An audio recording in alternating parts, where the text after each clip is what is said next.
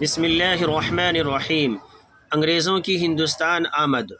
ہندوستان کی دولت و مالداری کے قصے ساری دنیا میں مشہور تھے۔ یورپ کی قوموں کو بھی نفع اٹھانے کی فکر تھی۔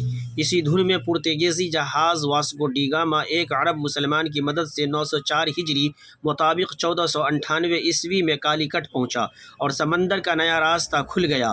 پرتگیزوں کی دیکھا دیکھی ہالینڈ، جرمنی، سویڈن، فرانس اور انگلستان کے سوداگروں نے بھی ہندوستان کا رخ کیا، لیکن تھوڑے ہی عرصوں میں انگریزوں اور فرانسیسیوں کے سوا سب کے قدم اکھڑ گئے۔ آگے چل کر فرانس کو بھی سامنے سے ہٹنا پڑا اور انگریزوں کے لیے میدان بالکل صاف ہو گیا۔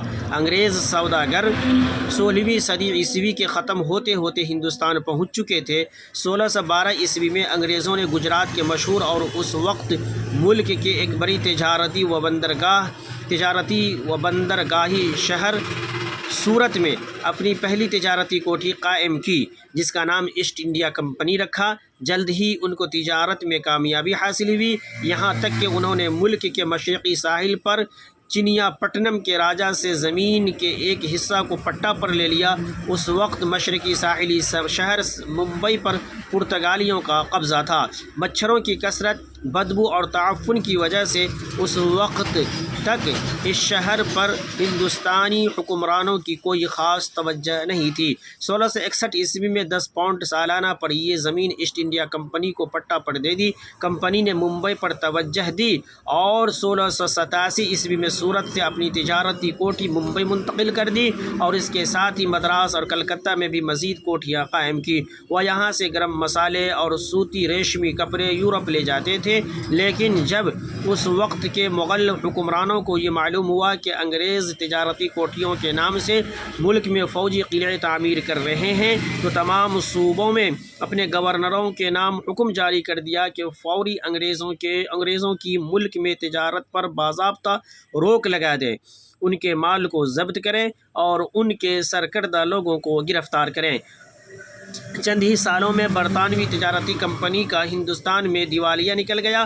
کمپنی کے وکیلوں کے معافی مانگنے پر 1690 عیسوی میں بنگال کے گورنر نے ان کو نہ صرف دوبارہ تجارت کی اجازت چند شرائط پر دی، بلکہ کلکتہ کا ایک قطعہ زمین بھی ان کو کارخانہ قائم کرنے کے لیے دے دیا۔ اس کے بعد کئی سال تک انگریزوں نے اپنے ماضی سے سبق حاصل کرتے ہوئے ملک کے سیاسی معاملات میں دخل اندازی سے بچ کر اپنی پوری توجہ تجارتی دائرے کو وسعت دینے پر ہی کر دی۔